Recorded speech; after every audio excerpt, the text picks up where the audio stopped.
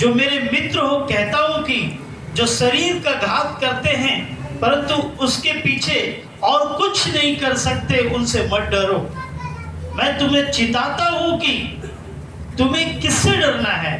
घात करने के बाद जिसको नरक में डालने का अधिकार है उसी से डरो, वरन मैं तुमसे कहता हूं उसी से डरो। Hallelujah, hallelujah.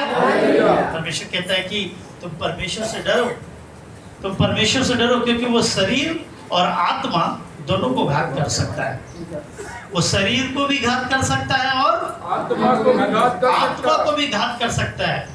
आपको पता है शैतान हमारे शरीर को घात कर सकता है लेकिन हमारी आत्मा को घात नहीं कर सकता है। हालेलुया। जो मसीह में है, मैं आपको ये आशीर्वाद के तौर पे बताना चाहता हूँ, जो शरीर हमारा है शैतान इसको छू सकता है, इसे नुकसान पहुंचा सकता है, लेकिन हमारी आत्मा को वो छू नहीं सकता। उसको ये अधिकार नहीं है कि वो हमारी आत्मा को घात करे, लेकिन हम उसी से डरते हैं। इससे शैतान से ही डरते हैं। जब प्रभु का भय की बात आती है तो हम प्रभु से नहीं डरते हैं।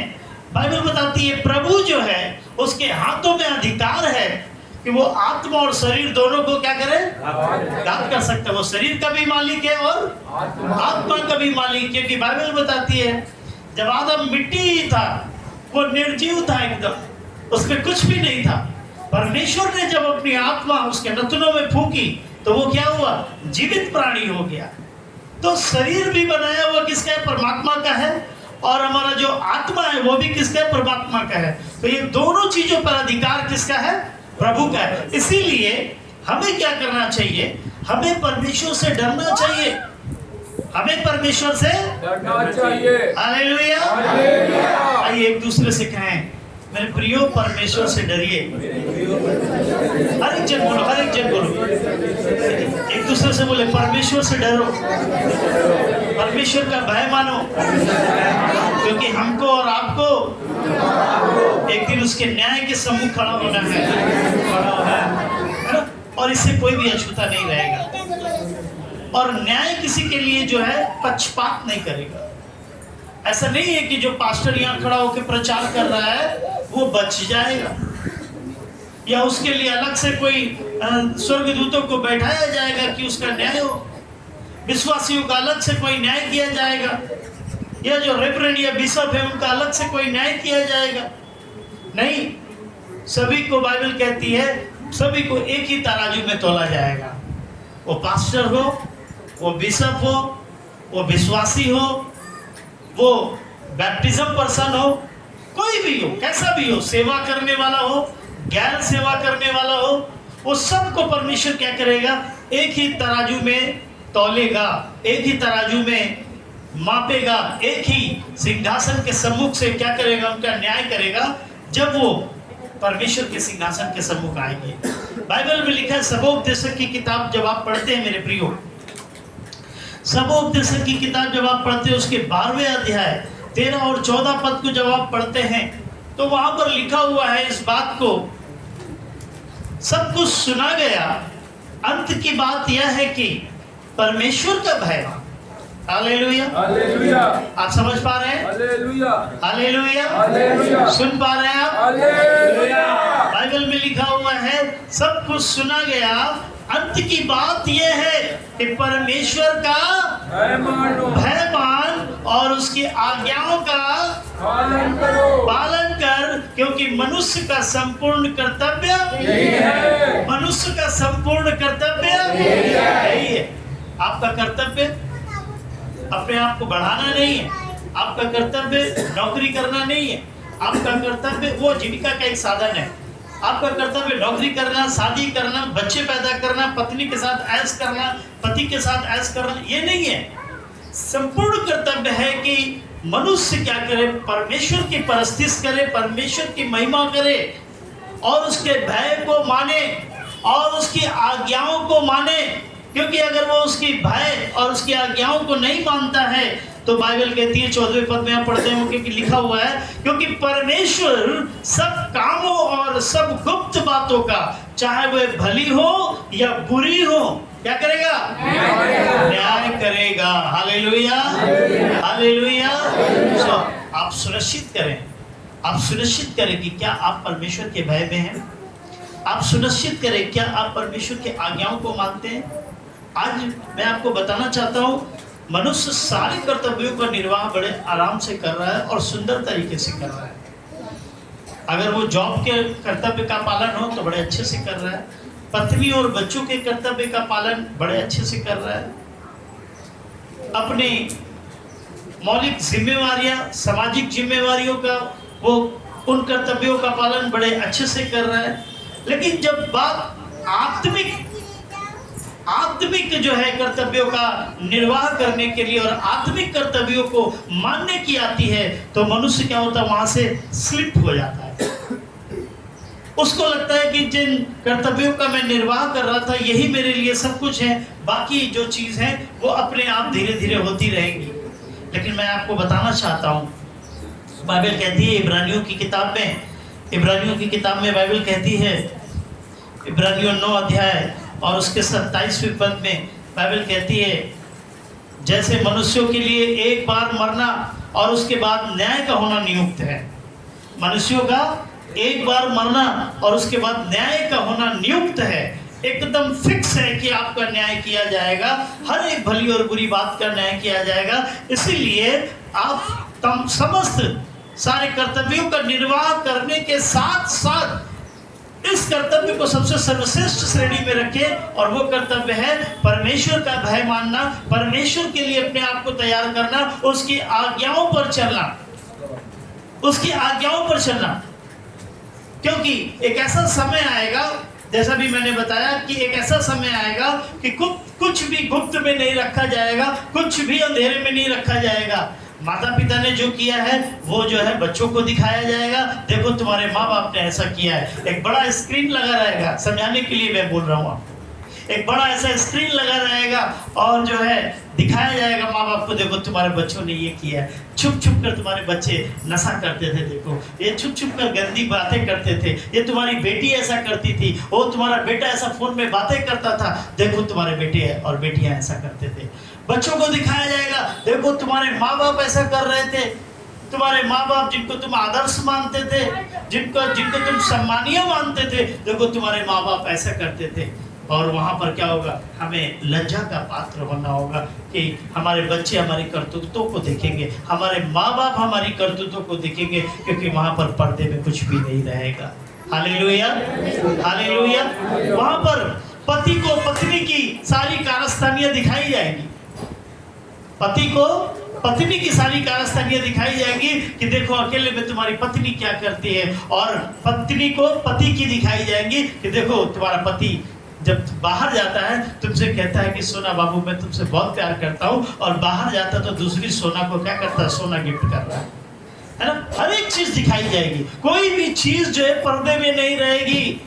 विश्वासियों का भी चलचित्र चल रहा होगा कि देखो जो पास्टर के सामने बड़े सीधे बनते हैं, पास्टर के सामने कुछ जानते ही नहीं है, देखो ये विश्वासी फला भाई, ये देखो ये काम कर रहा है छुप कर, कोई खैनी मल रहा है, कोई फोन में बात कर रहा है, तो कोई पॉर्न वीडियो देख रहा है, तो कोई कुछ कर रहा है, सारा कुछ दिखाया जाएगा। ऐसे ही पास्टर का भी दिखाया जाएगा, ओ पास्टर चर्च में खड़ा होकर बहुत अच्छे से प्रचार कर रहा है, ओ हालेलुया हालेलुया बोल रहा है, देखो छुप कर पास्टर भी ऐसा काम कर रहा है।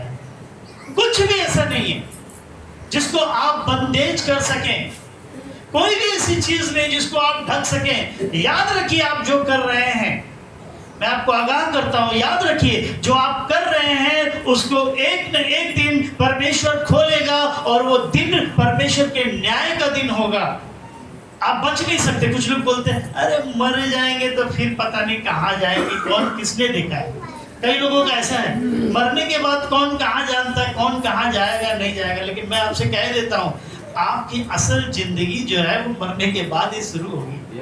ये टेम्पोररी प्लेस, टेम्पोररी लाइफ है, ये टेम्पोररी प्लेस है और ये टेम्पोररी लाइफ है। हमारी अनंत कालीन जो जीवन है वो उस समय शुरू होगा जब हम परमेश्वर के न्याय सिंहासन के सम्मुख जाएंगे। तब परमेश्वर बताएगा कि तुझे अनंत काल के लिए जीवन में प्रवेश करना है या अनंत काल के लिए तुझे नरक में प्रवेश करना है। जैसी हम बुनियाद डालेंगे वैसे ही हमारे जीवन को क्या करेगी, वो आशीषें मिलेंगी हम लोगों को। आमीन। आज आप ध्यान रखो कि आप कैसी नींव डाल रहे हो अपने जीवन के लिए, आने वाले समय के लिए, परमेश्वर के राज्य के लिए, परमेश्वर के सम्मुख जब खड़े किए जाओगे उस समय के लिए आप अपने जीवन में कैसी नींव डाल रहे हो। आज का मनुष्य क्या है, परमेश्वर से भागता है। आज का मनुष्य जो है वो परमेश्वर से भाग रहा है, बिल्कुल संसारिकता में। अक्सर ऐसा होता है कि अगर हमें और आपको मोबाइल चलाने के लिए दिया जाएगा तो हम उसे घंटों, 3 घंटे, 4 घंटे भी चला सकते हैं, बोर भी नहीं होते। नहीं होते नहीं होते। लेकिन अगर आपसे कहा जाए आधा घंटा बैठ के प्रार्थना करो, आप बोर होने लगेंगे। वचन पढ़ने के लिए बोला जाए आपको नींद आने लगेगी, है ना। पास्टर से बात करने के लिए बोला जाए, बात में कर लेंगे। गर्लफ्रेंड से बात करने के लिए बोला जाएगा, सारी रात करते रहेंगे। नींद आ रही लेकिन आंखें खोल खोल के बात करेंगे, है? तो हम कैसा तैयार कर रहे हैं, कौन सी नींव रख रहे हैं? क्योंकि जैसे ही नींव रखेंगे वैसा ही हमारा न्याय किया जाएगा। हम जैसी नींव रखेंगे वैसे ही हमारा न्याय किया जाएगा। लिखा हुआ है बाइबल में, दूसरा कुरिन्थियों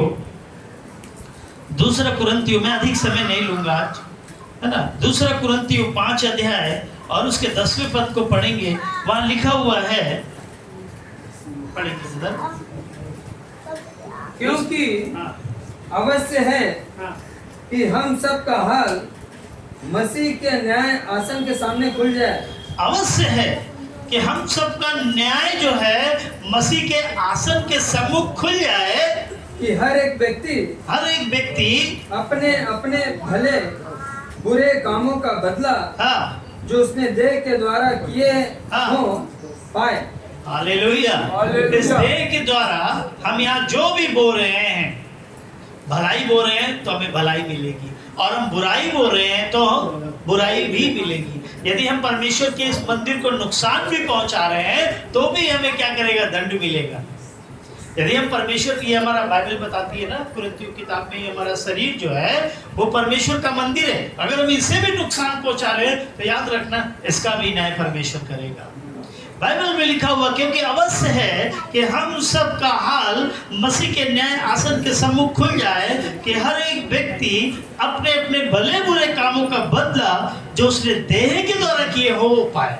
आमीन। कुछ भी छूटेगा नहीं, कुछ भी कंसेशन नहीं होगा, कुछ भी छूटेगा नहीं, कुछ भी कंसेशन नहीं होगा। हर एक बात खोली जाएगी, हर एक पर्दे को बेपर्दा किया जाएगा, हर एक पर्दे को बेपर्दा किया जाएगा। जो आपने पिछले समय में किया है वो इस समय में भी खुलेगा। मैं पिछले दिन जब बीमार था तो मैंने सोचा कि प्रभु इतना ज्यादा बीमार हूँ, कहीं जाने का समय तो नहीं है प्रभु। फिर मैंने सोचा नहीं प्रभु, बहुत जिम्मेदारी है, अभी बहुत जिम्मेदारी, बहुत काम करना है प्रभु। अभी तो मैंने काम शुरू ही नहीं किया प्रभु, अभी तो मैं सीख रहा हूँ प्रभु। मैं अभी सीख रहा हूँ, अभी तो मैंने काम शुरू ही नहीं किया प्रभु। मैं तुझ में बढ़ रहा हूँ प्रभु, अभी मुझे बहुत काम करना है। फिर मेरे मन में आया कि लगता है टिकट कट ही जाएगी क्या। मैंने सोचा मेरे बेटे और मेरी पत्नी को बुलाओ और बता दो कि जो थोड़े बहुत पैसे पड़े हैं उनका पिन जान लो कम से कम। मेरे मन की बात बता रहा हूँ मैं, है ना। मैंने सोचा कि मेरी पत्नी और मेरे बेटे को बुलाओ और बता दूं कि देखो इस अकाउंट नंबर का ये पिन है और इस अकाउंट नंबर का ये पिन है, जान कर रख लो, अगर कुछ गड़बड़ी हुई तो कम से कम थोड़ी बहुत तुम्हें मदद तो मिल ही जाएगी, है ना। फिर इस बात को मैं सोच रहा था, तभी जो है मेरे अंदर एक भय आया, परमेश्वर यदि मैं ना रहूं इस दुनिया में तो सब कुछ मेरे जीवन का पुराना और नया हर एक चीज खोली जाएगी परमेश्वर। मैं पास्टर हूं तो क्या हुआ परमेश्वर, क्या तू मेरा नहीं खोलेगा? परमेश्वर मैंने तेरा भी खोलूंगा। तो मैं बहुत भयभीत हो गया, प्रभु मैंने पिछले जन्म में जो पिछले जीवन में मैंने पाप किए प्रभु, यदि मेरे बच्चों के सामने, मेरी पत्नी के सामने खुला प्रभु, तो मैं कैसे उनसे आंखें मिलाऊंगा प्रभु। यदि मेरे पाप जो मैंने पिछले जीवन में किए प्रभु, यदि मेरे विश्वासियों के सामने खुले प्रभु, तो मैं कैसे उनसे नजरें मिलाऊंगा प्रभु।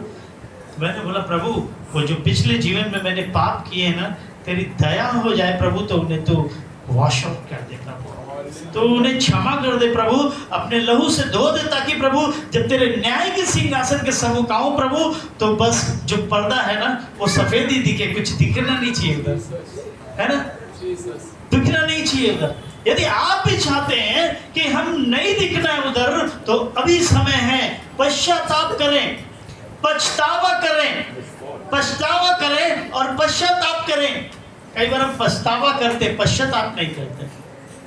कई बार हम पछतावा करते हैं और पश्चाताप नहीं करते हैं, क्योंकि पछतावा करने वाले फिर दोबारा गलती करते हैं और पश्चाताप करने वाले क्या करते हैं, उसको छोड़ देते हैं। तो अभी समय है, हमारा न्याय परमेश्वर के सम्मुख जब हो तो वो बातें गुप्त रहे, वो खत्म कर दी जाए, वो वॉश कर दी जाए। इसके लिए अभी वो समय है कि हम पछतावा करें और आने वाले समय के लिए एक ऐसी नींव खड़ी करें कि हमें प्रभु के सिंहासन के सम्मुख क्या हुआ, लज्जित ना होना पड़े, पर हमें बड़ा उत्साह हो कि हम परमेश्वर के न्याय के सिंहासन के सम्मुख हैं। आमीन, आमीन। तो हमें क्या करना है, एक ऐसी नींव रखनी है, एक ऐसी नींव रखनी है जो हमारे लिए क्या करे, एक सेंटर का काम करे, एक मजबूती के, एक सहायक का काम करे। ऐसी नींव ना रखे कि उस नींव को क्या हो जाए, वो धराशायी हो जाए और हमारा सब कुछ क्या हो जाए, बिखर जाए। बाइबल में लिखा हुआ है, जब आप पहला कुरिन्थियों पढ़ते हैं मेरे प्रियो, पहला कुरिन्थियों उसके 3 अध्याय और उसके 10वें पद से, है ना,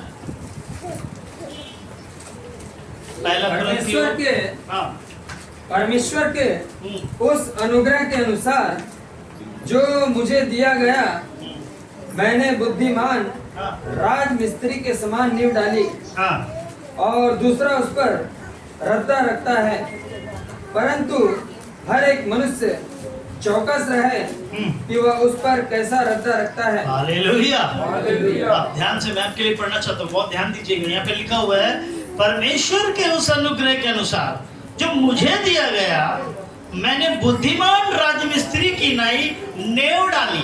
हालेलुया, हालेलुया। मैंने बुद्धिमान राजमिस्त्री के अनुसार क्या किया, मैंने नींव डाला और दूसरा उस पर रद्दा रखता है, परंतु हर एक मनुष्य चौकस रहे कि वो कैसा रद्दा रखता है।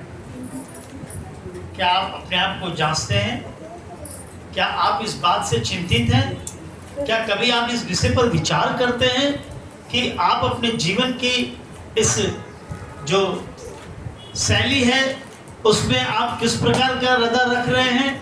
कौन सी दीवार खड़ा कर रहे हैं? क्या टूटने वाली दीवार खड़ा कर रहे हैं या ऐसी दीवार जो आपको प्रोटेक्ट कर सके?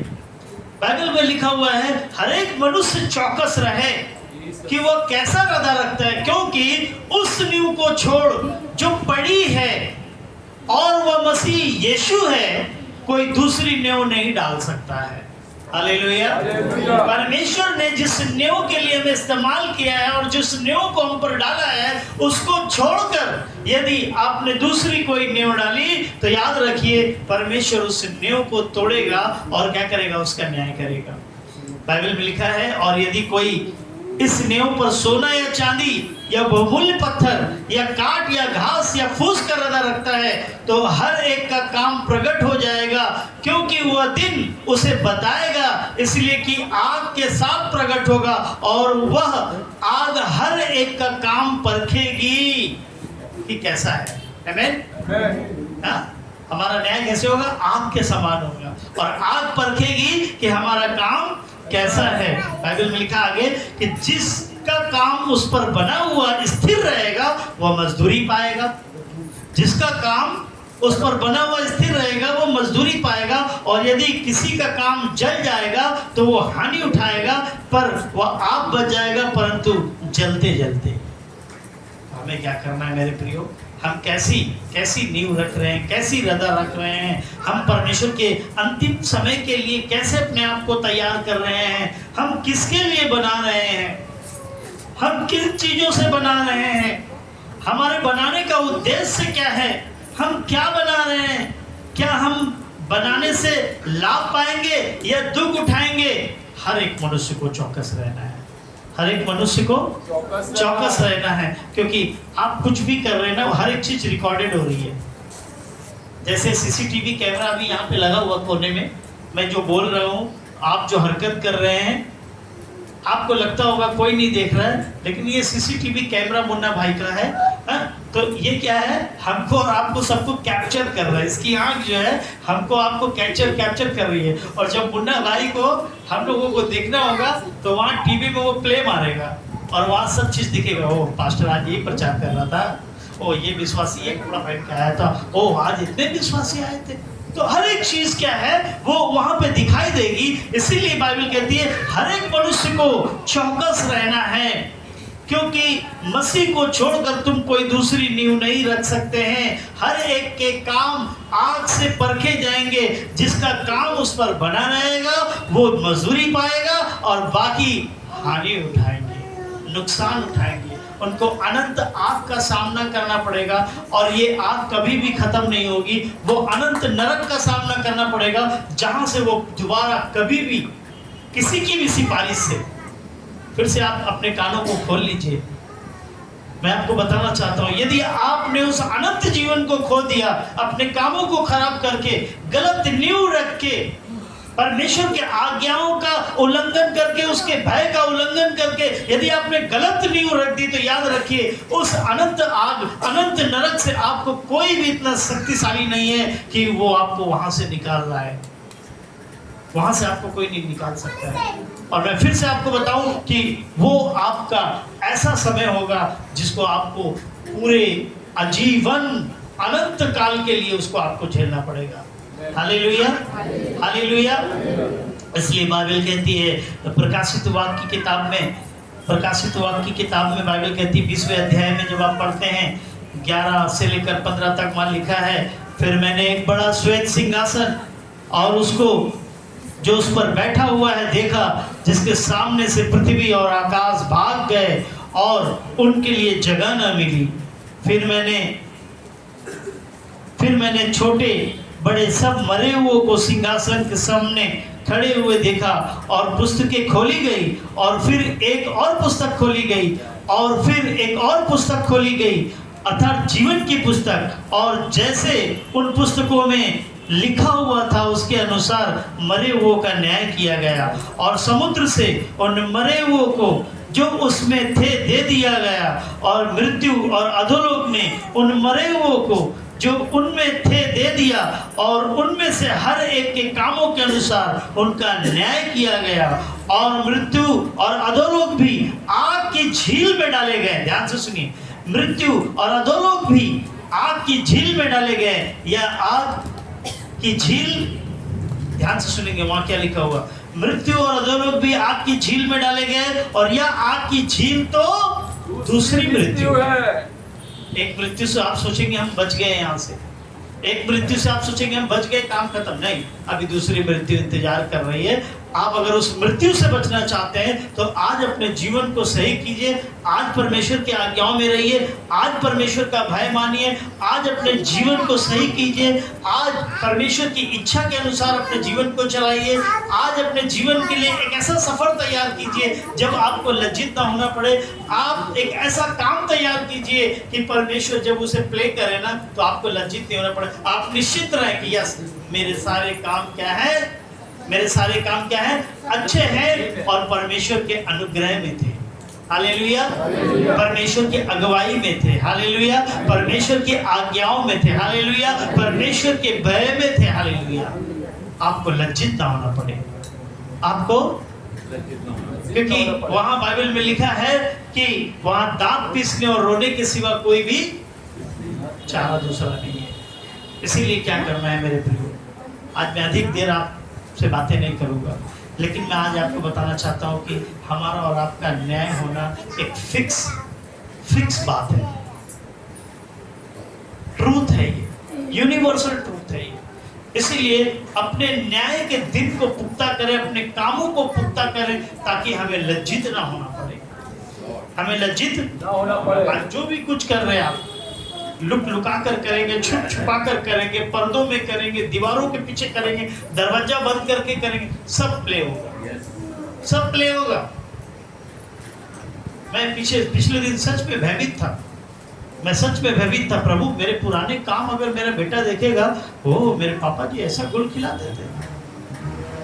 प्रभु मेरे उन पापों को प्रभु वॉश कर दीजिए प्रभु, ताकि मुझे आपके सामने और मेरे बेटे के सामने, मेरी पत्नी के सामने लज्जित ना होना पड़े प्रभु। उन कामों को मेरे वॉश कर दीजिए प्रभु, क्लियर कीजिए प्रभु। ये काम आप प्रभु से बोल सकते, प्रभु मेरे पापों को क्षमा कीजिए प्रभु, मेरे गुनाहों को मिटा दीजिए प्रभु अपने लहू के द्वारा, ताकि अंत के दिन जब मैं तेरे न्याय के सिंहासन के सम्मुख आऊं प्रभु, मुझे लज्जित ना होना पड़े। सोचिए वो पत्नी जो आप पर विश्वास करती है, कल जब आपके कामों को न्याय के सिंहासन के सम्मुख देखेगी, वो क्या फील करेगी। आपके माँ बाप जो आप पर विश्वास करते हैं, वो कल जब आपके कामों को न्याय के सिंहासन के सम्मुख देखेंगे, वो क्या फील करेंगे। आपका पास्टर जो आप पर विश्वास करता है, अगर वो आपके कामों को न्याय के सम्मुख देखेगा तो वो क्या फील करेगा। इसलिए आज क्या करें, कल लज्जित ना होना पड़े, इसलिए उसको आज क्या करना है, ठीक कर लेना है। परमेश्वर अनुग्रहकारी है, परमेश्वर दयालु है, वो तमाम पापों को क्षमा कर देगा। वो जो भी आपने पिछले जीवन में किया है, कुछ भी किया है, तो परमेश्वर उनको सबको साफ कर सकता है। बस बोले प्रभु मुझे अपने लहू से धो दे प्रभु मुझे अपने लहू से धो दे प्रभु। हर एक झूठ परखा जाएगा, हर एक झूठ परखा जाएगा, हर एक असत्य को प्रकट किया जाएगा। कुछ भी किसी भी रीति से बच नहीं पाएगा। इसीलिए क्या कर अपने आप को तैयार करें, एक अच्छी नींव रखें, क्योंकि हम अगर अच्छी नींव नहीं रखेंगे तो हमें परमेश्वर के सिंहासन के सम्मुख आना है। आमीन आमीन। और सबसे बड़ी बात, हर एक विश्वासी अपने संसारिक कर्तव्यों का यदि निर्वाह कर रहा है, उनका पालन कर रहा है, इसके साथ साथ सर्वश्रेष्ठ श्रेणी में वो आत्मिक कर्तव्यों का निर्वाह करना सीखे। और सबसे जरूरी कि वो परमेश्वर के आज्ञाओं को माने, परमेश्वर के भय में चले। हम अक्सर क्या करते हैं, छोटी छोटी बातों में झूठ बोलते हैं, छोटी छोटी बातों में झूठ बोलते हैं, चालबाजियां कर जाते हैं। याद रखिए हर एक चीज को खोल दिया जाएगा, एक एक चीज को खोला जाएगा। इसलिए प्लीज अपने आप को परमेश्वर के हाथों में दें। परमेश्वर से कहें, परमेश्वर मेरे पापों को धो दीजिए, मुझे शुद्ध कीजिए, मुझे पवित्र कीजिए प्रभु, ताकि मुझे अपने बच्चों के सम्मुख, मुझे तेरे सम्मुख प्रभु लज्जा न उठानी पड़े प्रभु, पर मैं परमेश्वर तेरे न्याय सिंहासन के सम्मुख आकर अनंत जीवन में प्रवेश करने पाऊं। आमीन आमीन। आइए हम प्रार्थना करें प्रभु से, आइए प्रभु से प्रार्थना करें, प्रभु से प्रार्थना करें।